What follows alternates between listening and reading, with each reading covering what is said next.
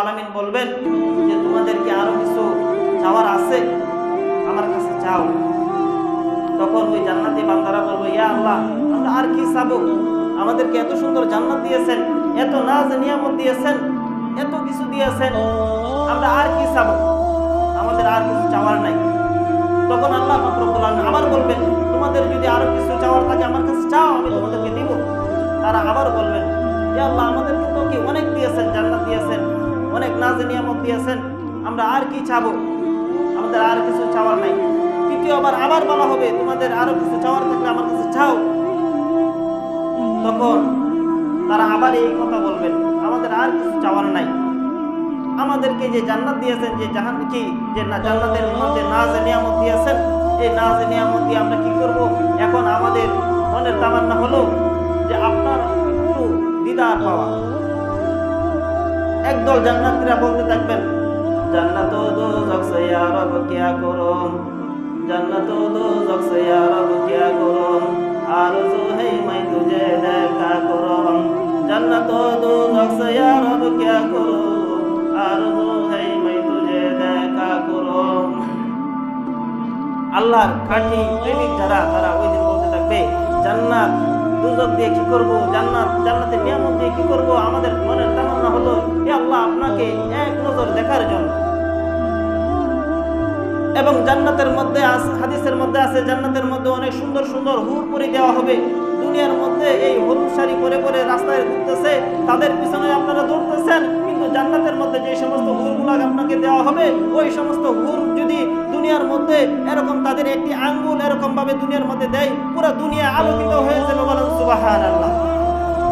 এমন সুন্দর সুন্দর জান্নাতের মধ্যে হুর দেওয়া হবে, যে জান্নাতি হুরেরা যখন পানি পান করবে, তাদের গলা দিয়ে যখন পানি ঢুকবে, তখন আপনি বাহির থেকে তাদের এই পানি ঢোকার দৃশ্য দেখতে পারবেন। বলেন সুবহানাল্লাহ। এবং শুধু তাই নয়, ওই জান্নাতি হুরদের মুখের থুতু এত সুমিষ্ট হবে, ওই মুখের থুতু এক ফোঁটা থুতু যদি এরকম ভাবে দুনিয়ার জমিনের মধ্যে, দুনিয়ার এর সমুদ্রের মধ্যে রাখা হয়, সমস্ত সমুদ্রের পানি এরকম শরবতে পরিণত হবে। বলেন সুবহানাল্লাহ। এমন হুর আমাদের জন্য কোথায় রাখছেন? কোথায় রাখছেন? জান্নাতের মধ্যে রাখছেন। এটি কি সাময়িক সময়ের জন্য? সাময়িক সময়ের জন্য না, খালিদিনা ফিহা আবাদা। যারা জান্নাতের মধ্যে যাবে, তারা ওই জান্নাতের মধ্যে খালিদিনা ফিহা আবাদা, সর্বদাই তারা জান্নাতে থাকবে। বলা ঠিক না? না, যারা জান্নাতে যাবে পরে জান্নাত থেকে বের করে দেওয়া হবে? জান্নাতে যারা যাবে, একবার যারা জান্নাতে যাবে, তাদের জন্য আর বাইর হওয়ার সুযোগ নেই। তো এই একদল আল্লাহর প্রেমিক এমন থাকবে, এই জান্নাতের এত নাজে নিয়ামত পাবে, এরকম হুরে গেলমান পাবে, পাওয়ার পরেও তারা বলতে থাকবে, হুরে গেলমা জাতনা নিয়ামত হায়ে তো, হুরে গেলমা জাতনা নিয়ামত হায়ে তো, সবসে বেহতর নিয়ামতে দিদারে তো, হুরে গেলমা জাতনা নিয়ামত হায়ে তো, সবসে বেহতর নিয়ামতে দিদারে তো। তারা বলতে থাকবে, আল্লাহ, জান্নাতের নিয়ামত, হুরে গেলমান নিয়ামত, আরো যত নিয়ামত আছে, সবচেয়ে উত্তম নিয়ামত হলো ইয়া আল্লাহ পাক রব্বুল আলামিন আপনার এক নজর দিদার। বলেন সুবহানাল্লাহ। জান্নাতের মধ্যে যারা আল্লাহর খাঁটি বান্দা, তারা আল্লাহর দিদারের জন্য তখন কি হয়ে পাগল পারা হয়ে যাবে। যখন আল্লাহ পাক রব্বুল আলামিনকে জান্নাতীরা দেখবে, তখন কিভাবে দেখবে জানেন? যে রাসূল সাল্লাল্লাহু আলাইহি ওয়াসাল্লাম হাদিসের মধ্যে বলেন যে ইন্নাকুম সাতারাউনা রাব্বাকুম কামা তারাউনাল কামারা লাইলাতুল বদর, যে তোমরা জান্নাতের মধ্যে তোমাদের রবকে এমন ভাবে দেখতে পাবে, যেমন ভাবে তোমরা দুনিয়ার মধ্যে যখন 14 তারিখের রাত হয়, তখন সূর্যটা ছোট থাকে না? তখন 14 তারিখে যখন রাত হয়, তখন চন্দ্রটা কি ছোট থাকে না বড় থাকে? পুরোপুরি বড় হয়ে যায় না? 14 তারিখে রাত্রে দেখবেন চন্দ্র একবারে দিনের মতন আলো দেয়, তাই না? ছোট থাকে, দিনের মতন আলো দেয়। বলতেছে যে ওই 14 তারিখের রাতে যেমন ভাবে তোমরা চন্দ্রকে দেখতে পাও, কাল কিয়ামতের ময়দানে তোমরা ওই জান্নাতের মধ্যে তোমাদের পালনকর্তা, তোমাদের রবকে দেখতে পাবে। বলেন সুবহানাল্লাহ। তো তখন যে দেখবে, কিভাবে দেখবে?